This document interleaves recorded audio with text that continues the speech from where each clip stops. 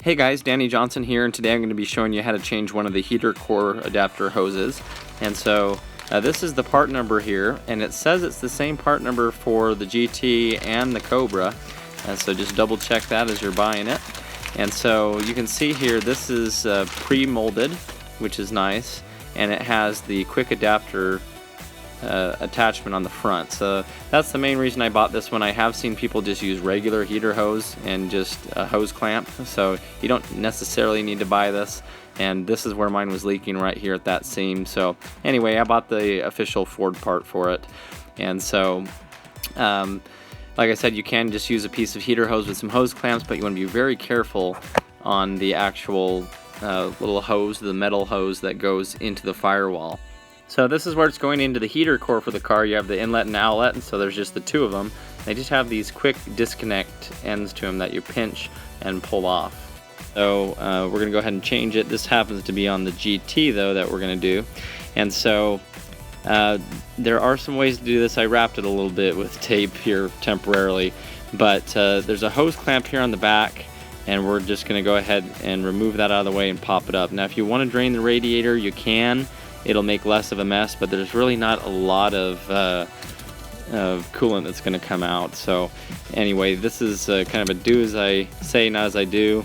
If you want to do it different, that's fine. If it was on the Cobra, I would have probably drained the radiator system a little bit. But anyway, we just move the hose clamp out of the way here, and then we're just going to basically come in here to the front and push on the two plastic tabs and pull it off, and then pull the hose straight up here too. So it comes up real quick. You can see we lost a little bit of coolant. You'll want to rinse that, make sure no animals drink it, that kind of thing, make sure it doesn't puddle. And the plastic clip stayed on there, so as you can see I removed it as well, make sure it's not left on there. Next, just went in and cleaned off the old attachment area here. Just got it nice and clean, and then we just brought in the new hose. So we transferred the hose clamp onto the new hose, and we're just putting the hose straight down. Now if you want to pour a little bit of coolant in the hose at this point, you can. It'll help with the burping system, but it's really not that big of a deal, and it's a high point anyway. So anyway, we just took our pliers here, compressed that hose clamp and walked it down, and you want to just make sure that there's a little bit of hose sticking out of the bottom so that the clamp isn't off of the hose.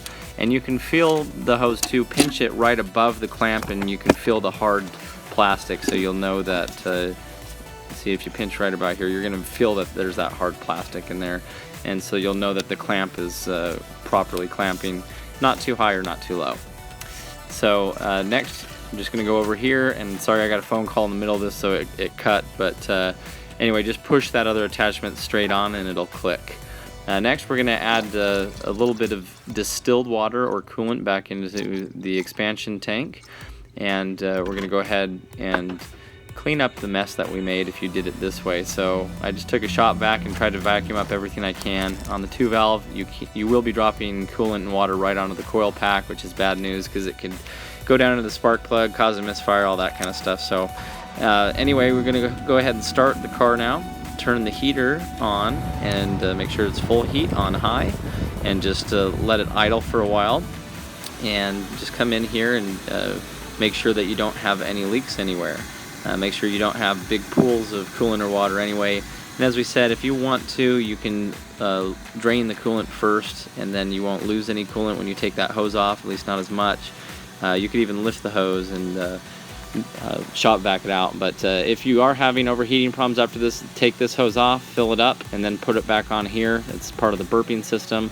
I'll put my full link to that video in the video description, so if you need to burp the system any further. But being that we took it off kind of at a high point, and it seems to be going pretty well, so no other need to burp. So just rev the car up a little bit when it gets warm, make sure there's no leaks, drive it around the block, make sure that the temperature is nice and warm and not overheating any. And if you have any questions, let me know, but that's kind of the quick and easy way to swap that hose out. Thanks guys.